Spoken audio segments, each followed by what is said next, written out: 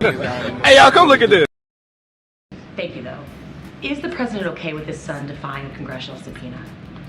I'm just not going to get into specifics on that. I would have to refer you to the president's, not the president, but Hunter's personal. Just answer the question, okay? Please don't play with me right now. Private citizens. I'm just not going to get into it. Can you tell us when the last time the two of them spoke? I mean, I'm also not going to get into private conversations that the president has with his family. We've been pretty consistent. That's nothing new. We're just not going to get into it from here. He should be embarrassed. Republicans say that they have to take this vote, formalizing an impeachment inquiry, because the White House is stonewalling them. What's your response to that? The White House is stonewalling the House Republicans. Okay. Who have been really pushing this impeachment without any evidence, like without doing this political stunt. I mean, that's what they've been doing over and over again.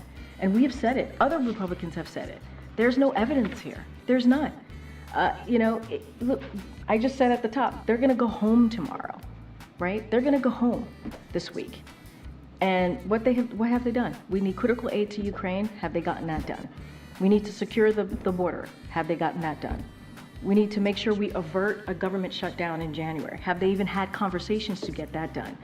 And instead, they focus on baseless political stunts. We think so, but no. Baseless political stunts, that's what they continue to do. Instead of, they're focusing on the president's family instead of focusing on the American family. You've heard me say that over and over and over again.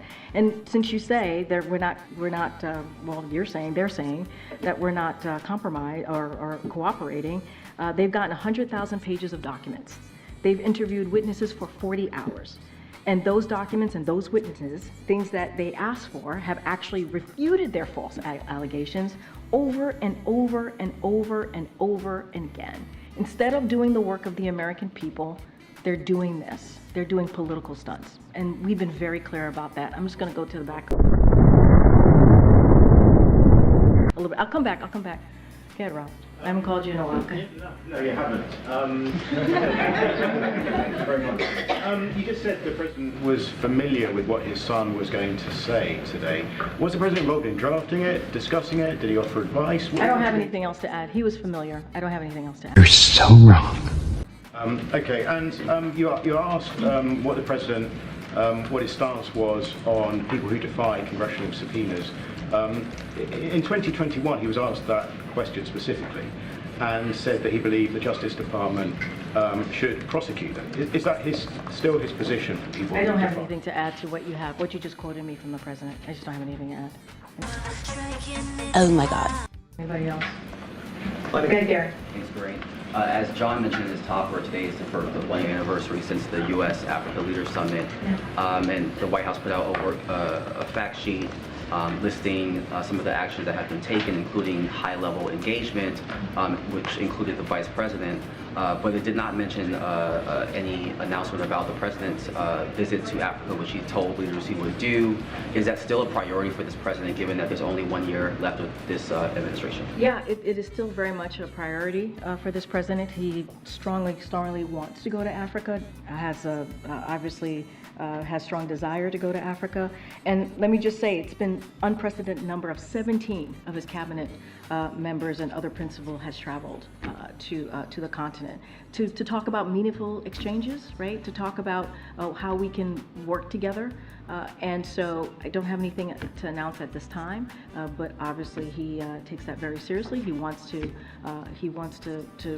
does have a strong desire to go to Africa. Let's not forget, a year ago there were 49 leaders from the continent here, and it was also an unprecedented summit. And so we are way ahead in what we said we were going to deliver on in those conversations and coming out of that summit.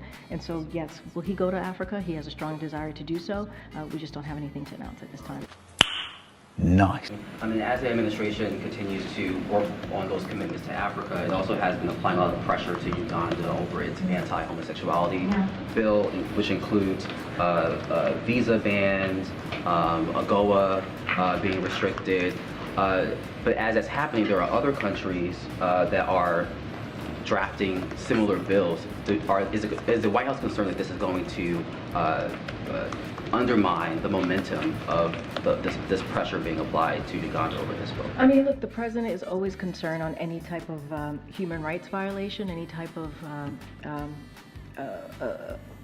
legislation or actions that's going to certainly go after underrepresented, communities. He's always going to be very clear about that. Always going to have those very straightforward conversations. I can't speak to other countries, right? I don't have the specifics on what exactly that they are speaking about or changes that they want to make. But just like we've been pretty clear about what Uganda is doing and spoken very forcefully, we're going to continue to do that. Again, the president has, when it comes to human rights, the president has always been very clear, has had those conversations with leaders of countries, and he doesn't hold back. He doesn't hold back.